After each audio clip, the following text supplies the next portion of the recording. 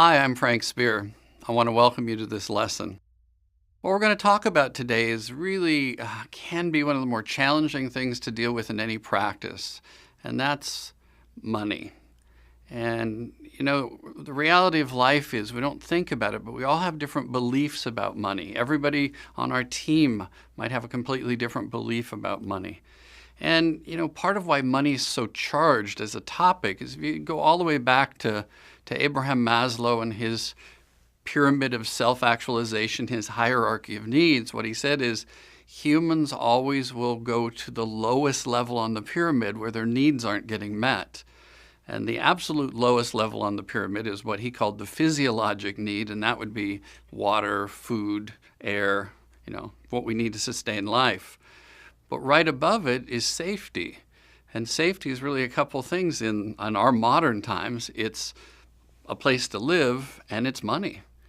And so there's no doubt that, in fact, any issues surrounding money have a lot of energy surrounding them, whether it's among the team and the doctor, but far more commonly among the team and the patients.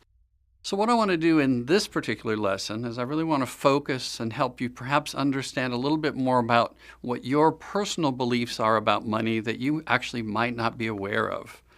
And, what we often don't realize, in fact, what we believe about money actually often influences how it behaves in our life. We've all heard stories of the lottery winners who end up broke. And you say to yourself, how could that be? Well, the truth is, if you don't ever see yourself as having money, you will typically find a way to make sure that that's true. You won't.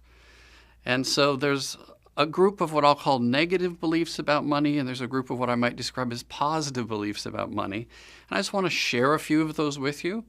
And then I'm going to use a couple stories to illustrate how those beliefs play out in our practice, particularly as they relate to our patient interactions. So some examples of what I might consider a negative belief about money would be things like, well, my family's never had money. And, because of that, I'll never have money, or I'll never have enough money. And so you start thinking to yourself, if you walk through the world and you're holding that thought every day, how do you talk to patients about money?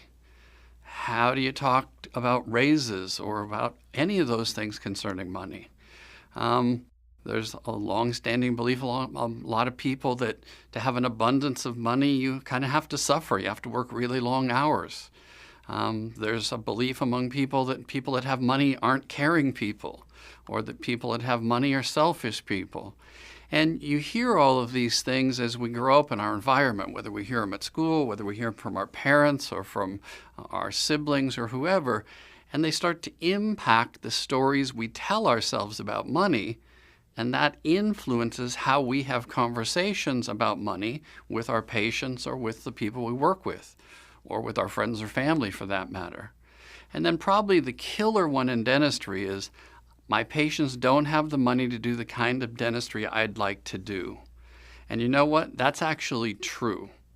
Some of your patients don't have the money to do the kind of dentistry you'd like to do. The challenge is, if this is what you believe about all of your patients, then you treat all of them as though they won't do anything.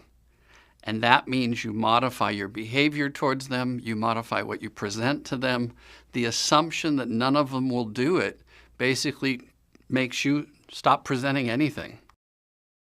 Now, if we kind of go the other direction and we think about what might be some positive kinds of beliefs about money, perhaps one of the most positive would be I'm valuable and I deserve to be well compensated for my efforts. Another would be that money, in fact, is good and can be used to help others. My favorite definition of actually what money is comes from Joseph Campbell. And what Joseph Campbell said is he described money as congealed energy waiting to be released. And what he meant was this, that what happens when we work and we make money is what we're really doing is we're storing energy. We're receiving energy that we can then use to do some other things we'd like to do. And there's no question, one of those things is to help other people. And so money really is an energy. It's something that can be used in a lot of different ways that can be very positive. Few other positive thoughts. Money is attracted to positive energy and it's attracted to ideas. It's not necessarily how hard I work. If you really look at the wealthiest people in the world, they didn't get there from working typically thousands of hours. They got there from being very creative and realizing that if you create something that's very attractive, you tend to be rewarded for it financially. A few other things. Positive ideas. I will have enough money. Instead of walking around the world thinking I'm never going to have enough, what would it be like to go through the day thinking I will have enough? I'll care for money to make it grow, because as an energy source, we can grow it. We can save it, and as we save it, it does grow. And then finally, I think a really positive one is there's enough money in the world for me to have an abundance of it. In other words, I don't have to try and compete to make sure I get my share. If I do the right things and I have a positive attitude, that you'll be rewarded. So those are some positive ways to think about money. And then finally, the opposite of my patients don't have enough money to do what I want to do. The opposite of that would be when patients value something, they find the money to get it. And I can tell you that is absolutely true. After practicing as long as I've practiced, you find patients, and if they really want to do their teeth, they find a way to do their teeth. If they don't want to do their teeth, nothing you're going to say is going to make them want to do their teeth, even if they have the money. So what I want to do is walk you through how this could play out in a practice. So this patient shows up in your practice for the first time, and somewhere in that conversation, there's going to be a conversation about money. And what I want you to realize is the beliefs you hold as a team, those beliefs will come out of you towards those patients. And so I want to tell you a few little stories, 2 stories actually. So I graduated from dental school in 1979, and what you see on the screen, that group of photos, that's half of my graduating class. And I had a really good friend, his name is Jeff. So I'm going to tell you a story about Jeff's practice. So I went from dental school into a graduate program. Jeff went from dental school into private practice.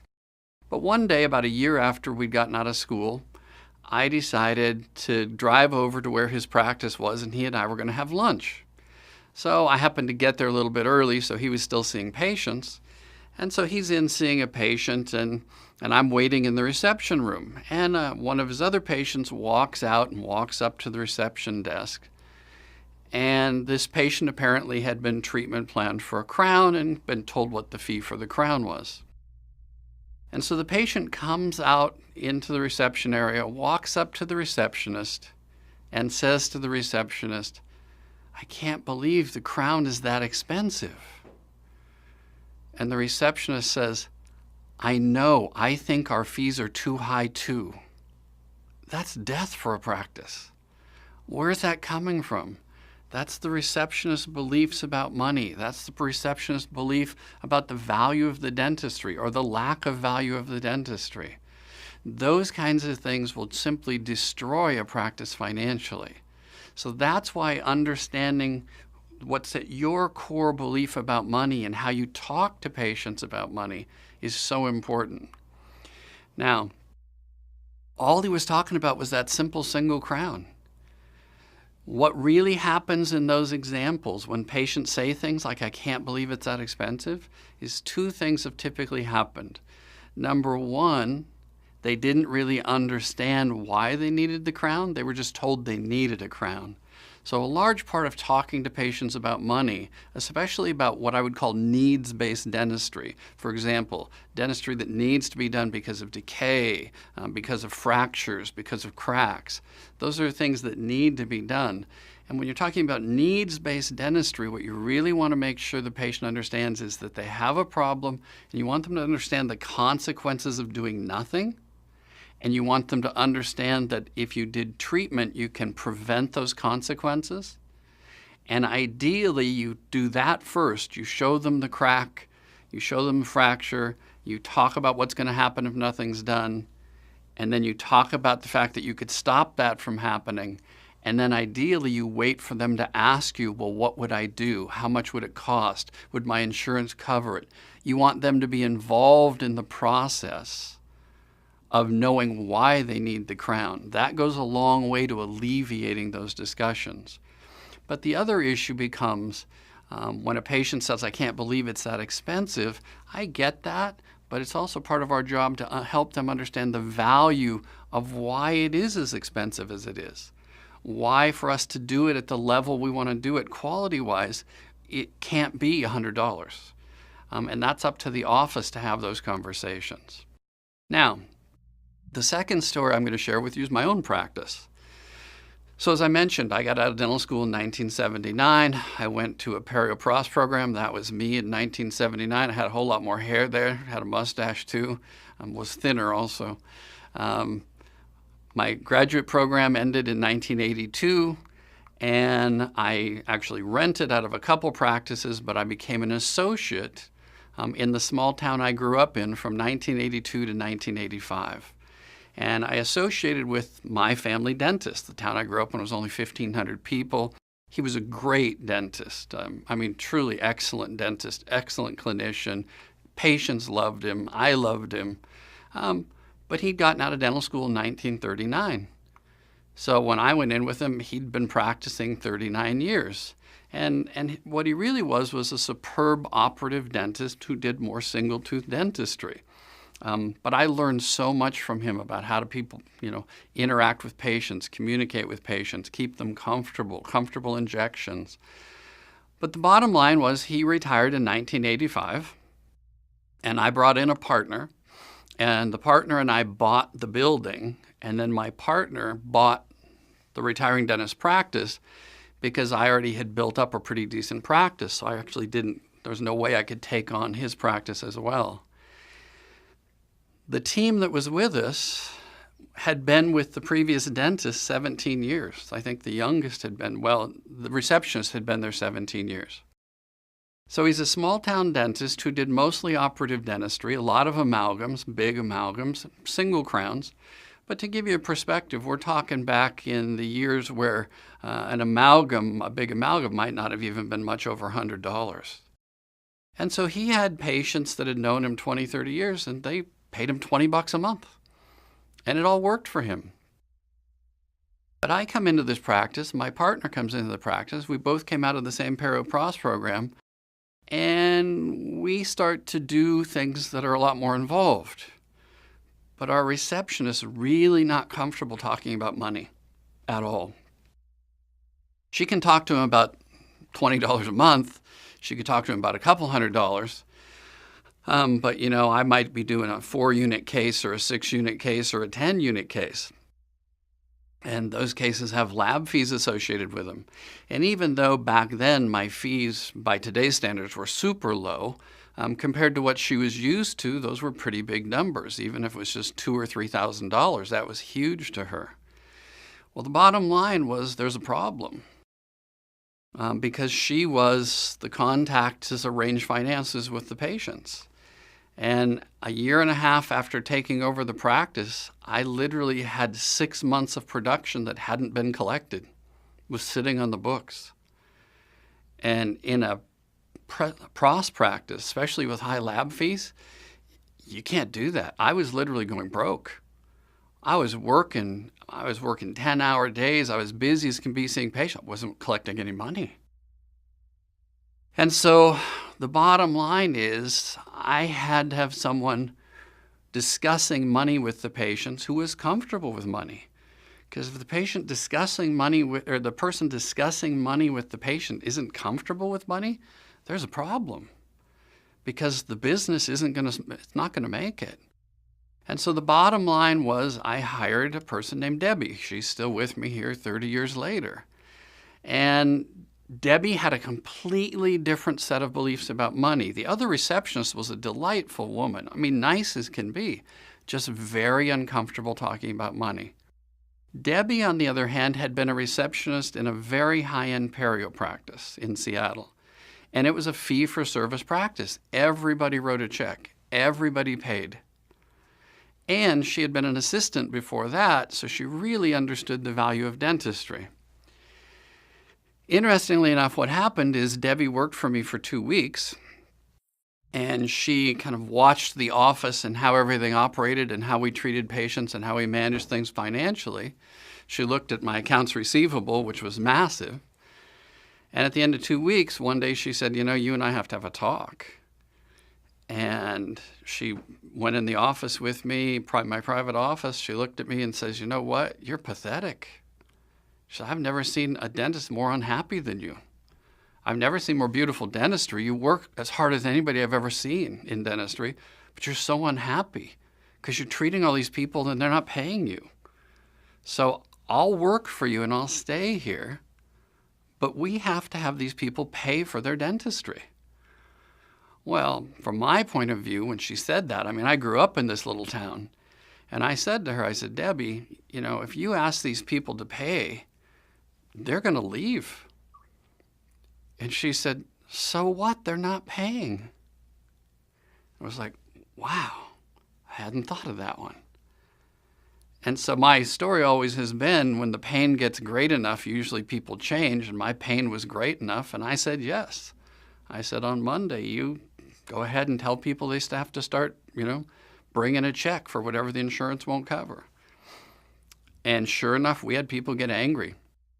We had people leave. We probably had 30 to 40% of the patients leave. But an interesting thing happened. In 3 months' time, she collected all of the outstanding money.